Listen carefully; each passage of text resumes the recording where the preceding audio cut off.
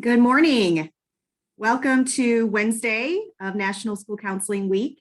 Again, if you are joining us for the first time this week, one of our first coffee chats, then happy National School Counseling Week to you. Hope you're having a fabulous week. Hopefully we've had some opportunities to highlight the great work that school counselors are doing every day in the schools, and also an opportunity to maybe educate on the important role that you are playing in the schools. So appreciate you being here. We are excited to host this Coffee Talk series. This is a combined collaborative effort between Counselor Connect and the Indiana School Counselor Association. So thank you to ISCA for being an awesome partner in this event. We are thrilled. I'm going to go ahead and share my screen here just so you can see a couple of things. We are thrilled to have Lydia McNeiley with us today, and I will introduce her a little bit more in just a second. Before we get started with that, I would like to have everybody maybe drop something in the chat, your name, maybe your title or level, just so we can kind of see who's joining us today. So go ahead and take just a second to include that in the chat. While you are doing that, I do want to share that throughout our time together this morning, throughout our 45 minutes to an hour, if you have any questions for Lydia, please feel free to drop those questions in the chat, or even if you'd like to ask her a question, speak, you can always unmute yourself and ask her that way as well. But this will be kind of an informal get together, so hopefully you can get any questions answered that you might have along the way. So great, we have some people introducing themselves. We got a middle school counselor, high school, middle school, a lot of middle school. So a lot of middle school counselors joining us, which makes sense, seeing as how Lydia works at the middle school level. So that's great. All right, well, again, happy National School Counseling Week to all of you. We are glad you're here. We are glad you work in the great work that you do. You are amazing. And we are going to start now talking to Lydia. She is our guest for the day. Lydia received the Trailblazer Award. And right before we welcomed everybody else into the session today, we were talking a little bit about that. I wasn't 100% sure what that meant.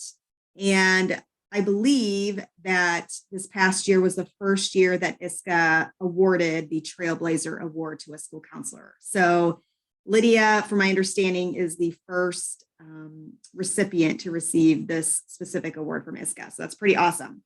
From my quick research right before jumping on the call, I found that this award is for a newer counselor, somebody with between 1 and 5 years of experience, and somebody who's really within that short time frame already making big impacts within their school counseling program. So congratulations, Lydia, for receiving that award. I am going to ask you to go ahead and introduce yourself to our audience. Sure. So good morning, everybody. Thanks for being here. Happy National School Counselor Week. I'm really excited to be here. Thank you for inviting me, Amanda. My name is Lydia McNeiley. I'm the lead school counselor at Charles and Scott Middle School in Hammond, Indiana. I have been working in education for about 8 years.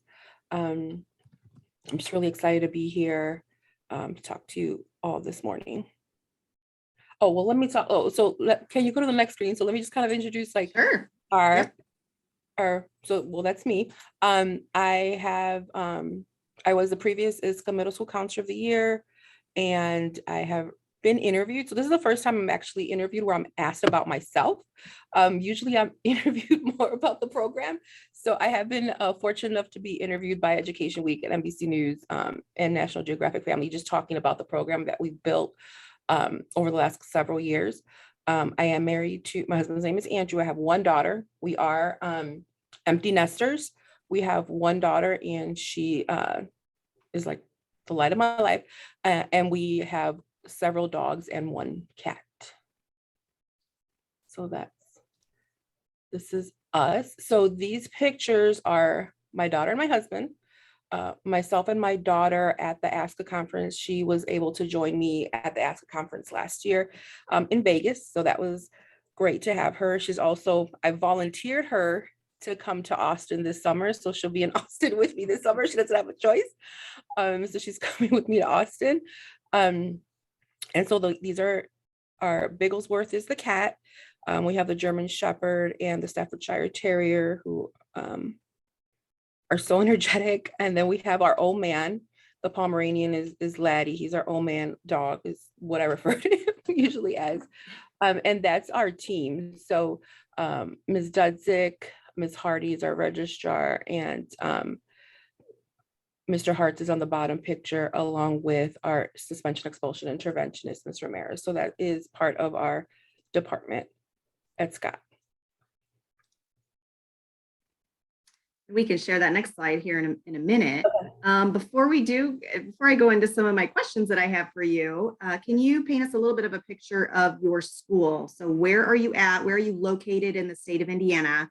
And also, what is your ratio, your current student to council ratio? So we are in Northwest Indiana, so we're in the region. We're about 20 minutes away from Chicago. Our student to staff, or our school counselor to student ratio is about 300 to 1, right under. We're probably about 290 to 1. So we are really close to the ASCA, what the ASCA standard would be. We were 450 to 1 last year. So this is the first year that we're kind of playing around with how we're like working with our different groups and our students, since we have a little bit more flexibility with it this year. But this is the first time that we're actually really close to that 250. Great. That's amazing. Okay, perfect. Well, can you share a little bit about your journey? How did you become a school counselor? What did that journey look like? So it wasn't I didn't take the common, I guess, straight out of college going and becoming a school counselor. I did have my daughter. We had our daughter very young. So the traditional route for school was not in the cards for me. So I worked for a telecommunications company for 14 years. And so when I was working at a telecommunications company, I would always take a class here or a class there. I always wanted to work with families. Like I always wanted to give back to my community. That was always the goal.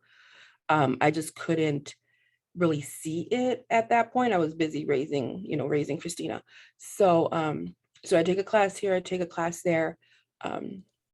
14 years later, my call center job, we were laid off. So I took that opportunity. My daughter went to Butler, so she was already, I think like a junior or at Butler. And so I kind of took the opportunity to kind of say, okay, well, she's already in school. Like, what am I going to do for myself? Like, what do I want to do? So I changed trajectory completely. So I started off as a parapro. I finished school. I finished my undergrad. I started as a parapro, ended up doing like substitute teaching. And then I became the suspension expulsion interventionist at Scott. So as a suspension expulsion interventionist, my role was really to work with a disproportionate number of African-American male students, especially with an IEP that were suspended. So at that point, my role was more just to kind of, I don't think I understood the power of my voice or like advocate for students at that point. So my role was more just to, work with students, be like their go-to person and things like that. So that's how it started. The counselor that I work with, though, she was great. Like I saw her with the students and I saw like a level of respect that I guess like when she had an opinion, like people listen to that opinion. And I thought that was cool. So then I started going to school for counseling and here I am. What a journey. All right. Wow. Yeah, that didn't come easy, right? Yeah, There was a lot. That's great. Well, thank you for sharing that. I appreciate that. It's nice to kind of have, everybody kind of has their different experience and right. how and why they start and get into this profession. Mm-hmm. So appreciate you sharing that with us. I wanted to ask you the Trailblazer Award. So I believe you said you do know who nominated you, and you may have Yeah. even seen the nomination form. I don't know at some point, but I'd love to know what makes your program unique or special, or the person who nominated you. What do you think that person thought of your program, and why did he or she choose to nominate you? So Amy Dudzik on the call right now, so she nominated me. So shout out, thank you so Oh, great. much. Thank you, by the way. So I think that I take my life experiences, and number one, I mean, I am active, and I know how active you've seen me on Twitter. Like, I'm very active on Twitter. So I know that there's some amazing school counselors, not only in Indiana, but across the country. Like, there's so many different ideas. You can get swept up into all the great work that we do as a profession. So that's like number one, shout out to, to all the school counselors. Um, I mean, it's amazing work. So I do take a lot of information from, I do use Twitter a lot to take a lot of the information that we apply towards the program. Um, but I think that because of my background, I am Mexican American. My mother was born in Mexico. We were teenage parents. Like, we went through all this journey. The community in which I serve mirrors that background. So I share a lot of the background, similar experiences with my families. So I think that I'm always looking at things through an anti-racist lens. I'm not an anti-racist, I'm an anti-racist school counselor. Like, that is something that I will always strive to be. I'm not an expert at it, so I'm always learning or unlearning things. Like I mentioned with the suspension, expulsion, interventionist, when I was doing that, I wasn't sure of my voice at that point. So there's certain things that, looking back, I would have done differently. So I'm always learning and unlearning this craft. So I think that that's mirrored in the program. So I think that everything that we do is kind of is our newsletters are sent out in English and Spanish. We have workshops we had a workshop for parent teacher conferences a couple of weeks ago, and we had the resources. Ms. Dudzik speaks Spanish, I speak Spanish. I'm not comfortable with the Spanish. I don't practice it as much as I should, but I kind of have learned, like, it's not about me, it's about serving the parent and the family. So even if I'm not comfortable with some of my word choices, they are grateful to it. So I'm always trying to, like, push for that. When we have parent meetings set up, we have parent meetings where it's not just at 3 o'clock or at 2 o'clock. Like, we have to be mindful of our working parents. I worked for a telecommunications company. I had to literally hide when I had to use the phone to speak to my daughter's school, because I couldn't use the phone. I had a timed break. And so sometimes it's unnerving to me when I hear people say, like, well, these parents don't care and things like that. Like, I know that they do. I was one of those parents, and I definitely, care about my child, but I just didn't have that opportunity. So I'm very mindful of that when we set things up. So we set up, like, Ms. Dudzik and I last year, before Mr. Hart's joined us, we would have, like, some parent meetings, later into the day, and maybe start our day later on, maybe at 10 to 6 instead of like 8 to 3, just because we want to be mindful and respectful of those parents that might want to reach out and talk to us, and aren't otherwise able to. So that's one of the things. We are one of 5 schools that is a No Place for Hate school in the state of Indiana. So No Place for Hate is an anti-bias school through the program through the Anti-Defamation League. And so when George Floyd was murdered, we were at ASCA, like, virtual. It was virtual that year. And I remember one of the counselors, I mean, again, we're always learning from other counselors. They talked about this program through the Anti-Defamation League. So we reached out, found out the assistant director is in Chicago, and he works with the Midwest. And so we reached out to him, and he started talking to us about this program. And so, like, our program, it centers student voice. So I can't assume that I know what our students' needs are. I can't assume that I know what's going on in their households. So we do center student voice. So with that program, they do ask, that we form a student committee. So when we form the student committee, we're always taking their feedback, and that feedback in turn goes on to, the programs and the lessons that we're going to put out to our students. So that is another thing. Also, we work in a minoritized community, like our, I don't like using free and reduced rate, but I mean, we are Title I school. We're about 80% free and reduced without a grant. But so we are in a minoritized community. We do have surrounding communities that are very affluent. I want my students to have the same experiences and same opportunities that students in other districts have. Like that's a goal. And I think that's a shared vision of myself, our department, our administrators, like that is a shared goal of our team. So we work with a lot of outside community partners. Enchanted Backpack, I applied for that about a year and a half ago. Last year, we were awarded $20,000 worth of supplies for our students. Supplies, incentive items, like they came in with like 2 van loads, like trucks of stuff, like literally. That's amazing. Softballs, t-shirts, gym shoes, pen, like 1,000 pencils, like 1,000 notebooks, like all this different stuff.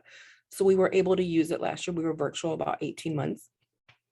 So we were able to use a lot of those resources and incentives to give to our students, like student of the month and staff of the month and things like that. So that was, I applied for that but right before COVID. This year, I applied for another, I don't want to call it a grant, but an award from them. So, like I said, I work with the community partners. And so they have awarded us like this teacher appreciation grant that they give to certain schools. So since we still have some other supplies, they weren't going to give us additional supplies, but they understand, especially this year that our teachers have been going through so much. We have been, short-staffed all year. There's been a lot going on in the school. So they awarded us, so they've given us $1,000 just for us to use as like, during Christmas, we had like chicken like dinner for staff. But every month we'll give them like this month, our registrar thought, like today, how we're thanking teachers for school counselor week and appreciating teachers and collaborating with teachers. So school counselors and teachers wear different hats. So she found like a little thing with little hats. And so we put them in all the teachers' mailboxes. And so like now all the teachers are getting like an enchanted backpack beanie that has like, so it's like different things every single month. Last month there were Sherpas. I'm not as organized as our registrar. Like when she hands things out, it's like really, structured. I had like teachers coming back and forth, like I want a different color Sherpa. Like it was just, but I mean, just things like that we've been able to do. I know we worked with McDonald's. Like I have a couple hundred hamburger and French fry coupons in my drawer right now. So work with McDonald's. When we have our advisory council, so we are RAMP school. We were awarded RAMP last year. We received that recognition in Vegas. So we are RAMP school. So when we have our advisory council, we do invite our community partners, and they see the work that we're doing and like the goals of the work that we're doing. So McDonald's, I started communicating with her. And they're like kind of sponsoring the Portage McDonald. They're kind of sponsoring, are helping us with the incentive programs for the students during the course of the year. So, I have a ton of like, when parents filled out the applications for 21st Century Scholars, I don't care if it's correct. Well, I care if it's correct, but I don't care if it's approved or not. I care if it's correct. I don't care if it's approved or not. I want them to try to apply. Like I asked them, like, apply, let them tell you that you don't qualify. Don't assume that you don't qualify. And so like we're able to give like families like little McDonald's gift cards and stuff like that. So that's good. But just like a lot of different partners, like they have in public library, they've given us things. So like I do reach out. I see the importance of, us being that community school and working together as a community and like letting them like advocating for like what we're doing, what our profession is doing, what our department is doing. And then they in turn see that and are more than willing to help us kind of like live that vision out. And our church, the neighborhood church, has a food pantry.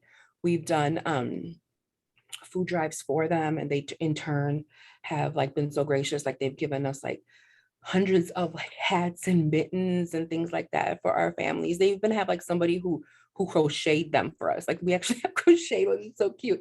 But again, just like community school, it's not, we're not where we need to be, but we definitely are on that trajectory, like where we want to go. We have that vision of where we want to go. Wow. What an advocate you are for your students and your families. That's awesome. Love all the community partnerships, all the different ideas that you really just shared and wrapped up into, a few minutes. That's really great.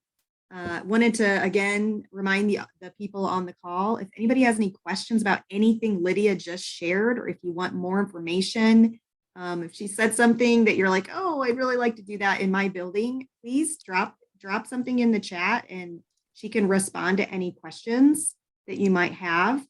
My next question goes along with something that you already started talking a little bit about, but has to do with Wednesday's Ask a Photo Challenge, which is the question around really teacher and counselor collaboration. So school counselors and teachers are better together because what are some ways that you collaborate with your teachers in your building? And I know, again, you've already mentioned kind of a couple of things, but really focusing on your teachers. Can you share any ways in which you collaborate with them? Sure. So we would not have our program if it weren't for our administrators, if it weren't for our teachers, if it weren't for all the staff. Like literally everything we do, we really work really well together. So we definitely want to thank them during the course of the year. But for instance, we work with junior achievement. And so we've been working with junior achievement for a couple of years. Most recently, they wanted to do a career cafe. So a career cafe, they're going to give us, so they're just working with our school and the other middle school in Hammond. So literally they're going to have a guest speaker, and that speaker is only going to be viewed in our classroom. So we want to make sure, for us to continue this partnership, we have to make sure that our teachers are logged on, that they present it they present it on their whiteboard, and then the speaker is able to speak to the students. And then if the students have questions, they'll go ahead, the teacher will put it in the chat. So that way the students don't have, we don't have hundreds of students with access to the code, but the teacher is the one that has that code information. And so they're sharing it. They're the ones in control of that. So it works really well. It would not work if it weren't for the teachers. Like literally, it's something that, again, through that anti-racist lens, I'm really grateful for junior achievement, but I wanted to make sure that when I spoke with junior achievement, I want to make sure that your speakers reflect my population. So that's definitely, so it's kind of weird when I speak with them, but they're like, no, I get it. And so like, I'm always going to look at it through that lens. Somebody else might not. So somebody else might say, okay, he's a great speaker, but I need that Representation. Yeah. Representation matters. So, and I want my kids to see it. So we have to, we're like, so we're trying to hold them on Fridays. So that's like the day that we're trying to hold them, to kind of maybe give them a little bit of a break. But, we send the emails out. We kind of, we'll send reminders out. We'll kind of go through, my co-counselor will like make an overhead announcement, it's career cafe time. And so we kind of go through the hallways, make sure everybody's logged in. We have a lot of subs, so we have to make sure the subs are logged into. So, and so it is the two middle schools in Hammond that participate in this.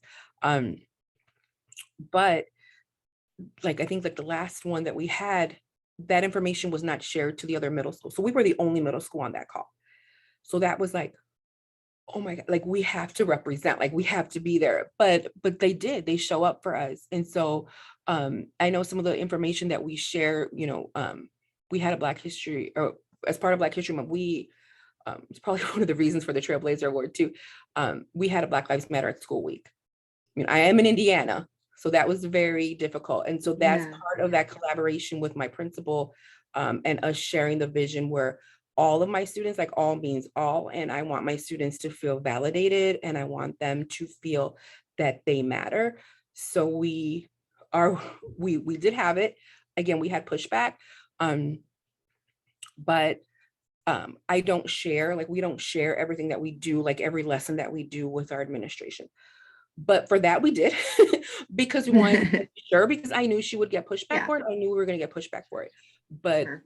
it's very like all means all to me in all respects. So and I think that that is so important for our students to kind of have these courageous conversations, and for us to have these courageous conversations with our students. So we're able to do that. And I'm sure some of my teachers probably, although some of them applauded it, some of them might not have um, you know, agreed with it, but they understand that we're going to do what we're going to do for our students. So I think that they kind of understand that, and we kind of work together and make it work.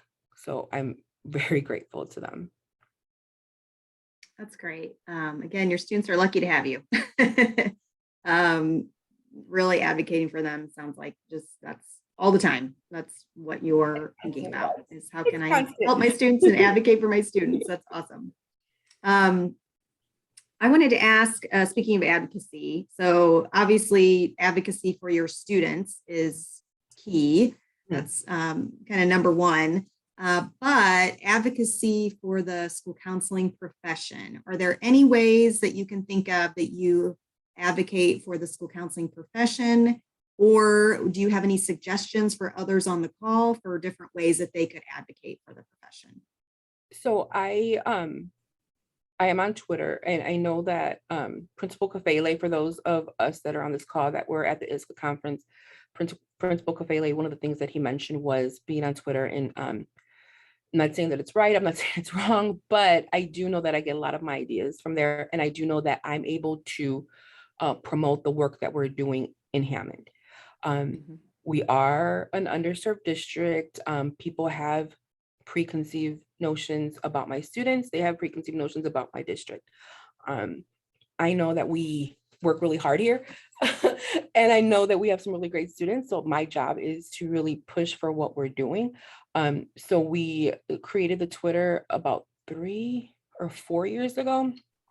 And so we definitely post most of it. Sometimes it does get exhausting, but a lot of the work that we're doing is posted on Twitter. So that way it's not just our other teachers who are, who follow us on Twitter, but other parents and other counselors are able to see the work that we're doing. But as far as like advocating, I guess locally, we, before the start of the school year, like we are a part of every single staff meeting that we have. So like there's a part, like I'll work with my administrator and there'll be a part of like what we are working on during that month. So like say we are, we work with No Place for Hate. So say we have a No Place for Hate lesson that's going into our Google Classrooms, we'll promote it that way. Say, something's going on with Enchanted Backpack, then we'll talk to them about what we're doing that month. So they're always aware. They know that we're not just scheduling, that we're an active part of what's going on in the school. We definitely let them know that. For parents, I know that in the beginning of the school year, not only do we have like a regular like newsletters, emails that we send out to parents, things like that, but in the beginning of the school year, and we have like our Kickstart program for incoming students, we're out there, we're part of those, of those presentations that are for parents. Like we have not only like our little booth or table set up with our resources, but we're part of the presentation. Like they see us as an integral part of the school. So it's not just the counselors are in their corner, like we're out and about. And especially when it comes to like 21st Century and TRIO, like those are programs that I have I'm really passionate about, and I really want our students to, to enroll if they can, if it's possible. So letting them know, sending that information out. We use a program called Parent Square. So I'll send information out to my principal, she'll share it to all parents. So it's just constant, like the newsletters go out to families. It's just constantly letting them know what we're doing. Yeah, all the time. So important. So important. Yeah. I did drop your Twitter handle in the chat. I think that's right. If you want to double check that. Is there another, does your counseling department also have a Twitter channel or no? Okay. It does. We can add, yeah, if you want to add that too. So Really awesome. So really having your face, having the counselors out in the community. It sounds like your community knows who you are, your parents, your students, your staff, and everybody kind of knows what you're doing Right. all the time, really, Right, all the time. which is huge. That's a huge advocacy piece, right? You're not just sitting in your office drinking coffee. You're, out and about doing all this stuff. It's Right. great work. I So am this morning, but that's huge. yeah. Yeah, that's huge. Thank you. Okay, you just dropped your school Twitter in. So if anybody wants to follow either Lydia's page or the counselor program page, you can do that there via Twitter. And then getting involved, are there any ways that you are involved? Any committee work, any professional associations, anything outside of the school, I guess? Are you involved in different ways that you would encourage others to get involved with?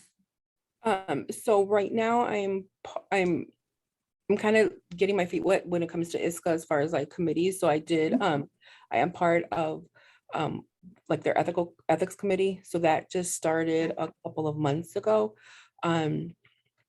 I know you have Julie coming on tomorrow, so I know she's like the chair of that. She's amazing. So just like things like that, I locally, like I'm part of like our Hispanic committee for Hammond Hispanic Community Committee. But getting yourself out there, I know that I have spoken with our board meetings, at board meetings, I've spoken there before. So I have been in the ASCA magazine. That happened because like literally, when I say Twitter, like literally Twitter, I was promoting our program. And so when I was promoting our program, I was promoting something that we were doing during COVID. Like we were using the Bitmoji like right away when that first came out, the Bitmoji classroom.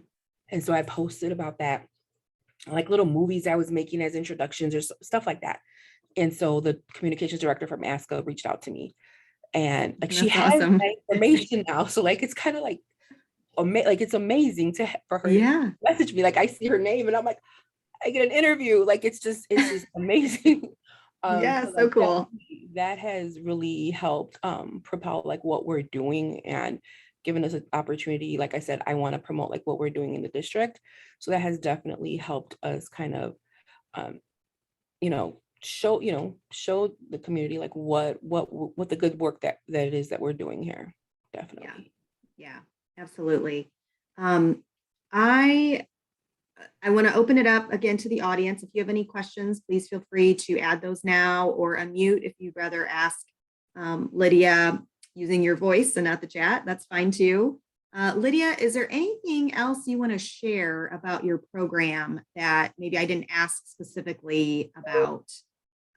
Anything you can think of now would be a great time to share anything else before we start to kind of wrap up our conversation.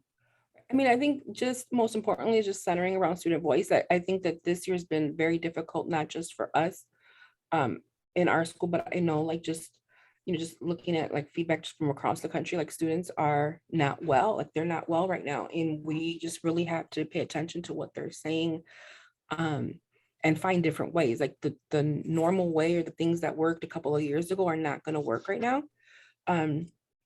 So we have to find different ways to make it work. And I think as part of our advocacy, we were when we created the newsletter, like our newsletter, like we sent it out to the teachers this morning, and like listing the things that we do. Like I'm really hard on myself. Like I'm always thinking, okay, I had a plan, like we're a ramp school, we should be able to do this.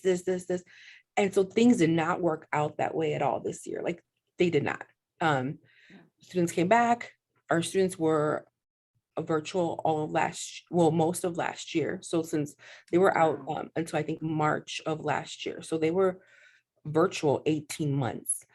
We had a school consolidation. So 2 of our schools were, so our students had never walked into this building. So that was very difficult.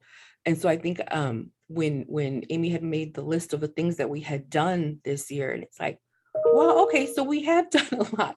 It doesn't seem like it was because again, like I'm a perfectionist, like I always want certain things done like, a certain way and by a certain time, but just kind of like taking that step back and allowing yourself that permission is what I would encourage all the educators that are on here right now, because we are doing really good work. It might not look, the way we anticipated it to look, but we certainly are doing what's right for students. So just kind of like take that step back and allow yourself that grace and allow yourself that time to reset and kind of refocus. And sometimes that's what you need in order to kind of continue that good work. Yeah. So that's great advice. Thank you for sharing that. Great advice. Yeah, the last couple of years have been definitely a lot trickier than we're used to, and difficult for students and staff. So absolutely give yourself that grace. I just pulled up this slide. Lydia, is there anything you want to say about this one? Yes. So if you'd like to continue, if you happen to be in Austin this summer, July 9 through 12, and I have the date that I'm actually going to be doing, but I am speaking. I was fortunate enough to speak last year as well. I was actually speaking. I spoke last year about, it wasn't my presentation though, it was one of the directors from ASCA, like the media and me. So like basically talking about like how I have done media work for ASCA, like how that looked like, how that started. But this is me. So this is going to be, we're going to talk about collaborating with our administrators. So the gentleman on that side right there is Jeremy Hicks. He is my formal principal. That is us at the ASCA convention. He was there when we received our ASCA ramp award. And then I have the two lovely ladies on my right is Angelique Rodriguez-Jones, our current principal, and Miss Annalyn Dillon is our assistant principal. So definitely our program, the foundation of our program is not only advocating for ourselves, our profession, but advocating not just, the community, the teachers, but like your administrators have to know your work and they have to know like the value of your work. So we definitely collaborate with them. And, I thank them. Years ago when I started, I did not understand the power that my voice had. I didn't think like I maybe had imposter syndrome, whatever you want to call it. Definitely did not believe in myself. And I do now. Yeah. I do now. I believe in what I can do now. And it is a large part thanks to them and them seeing, like understanding, like, for Black Lives Matter School Week, like we literally had, like I went on the Ask website, have some of like their proclamations and things like that. So I share that just because I need them to understand like our role and what that looks like. The advocacy part of it, which is huge, which is like my jam. So definitely want to make sure that that helps build. We wouldn't have the program if it weren't for them. We would be scheduling and testing in the room if it weren't for them. So I am very grateful. So yes, I get to present at the AFA conference. Didn't know I was going to be chosen, but yeah, I submitted and here we go. So we'll be there and with my daughter. Yay, that's awesome. Your travel partner.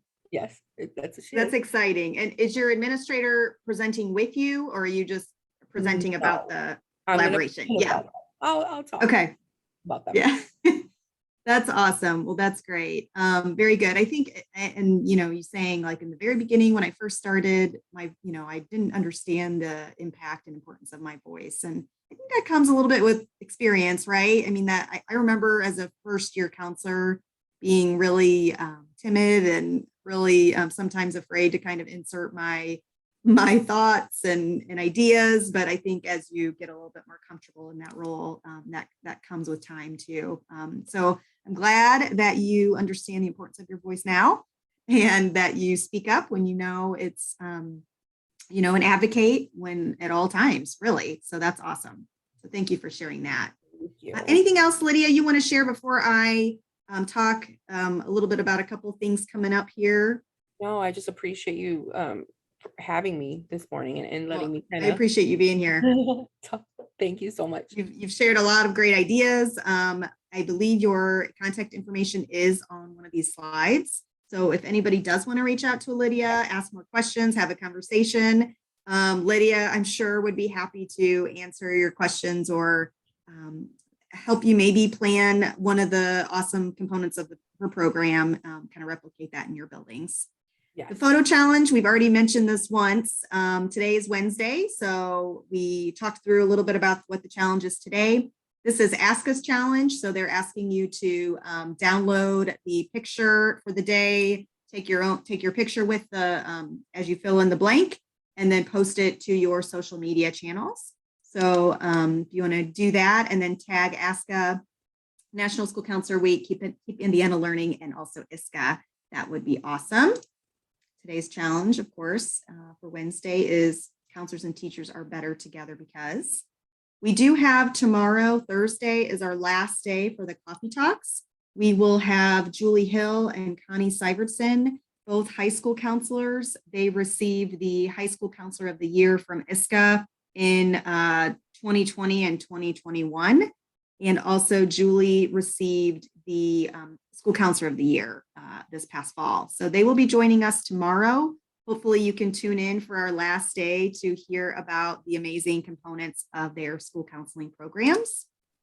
Finally, some resources. National School Counseling Week, ASCA has several resources available, different downloads, things like that, if you'd like to check those out. ISCA opened up their award nominations for next year. So those are now posted if you want to nominate somebody that you work with. This is the way to go about doing that. So be sure to check that out. For today's session, if you fill out the evaluation, you will receive a professional growth plan point automatically in your email after you complete that evaluation. So I will link that in here to the chat in just a second. And then finally, we have some exciting upcoming events.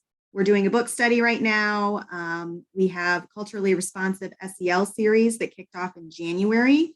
Our next session for that is February 23rd, and then we'll have a March and April session to go along with that series as well. And then finally, Portrait of a Graduate in March. So if you're interested in more of the college and career information, then that would be a great session to attend there. Last, I want to share some contact information. Here's my contact information, and then also some ISCA contacts if you want to reach out with any other questions. And then with that, I am going to stop sharing so I can link in our session evaluation. So you can be sure to fill that out before you leave and get your PGP points. Anybody else have any questions before we sign off for the day? There's your session evaluation in the chat. With that, again, thank you so much for joining us, and hopefully we'll see you tomorrow. Lydia, thank you. You're amazing. Thank you for sharing. Thank you. Everybody have a good day. You too. Thanks.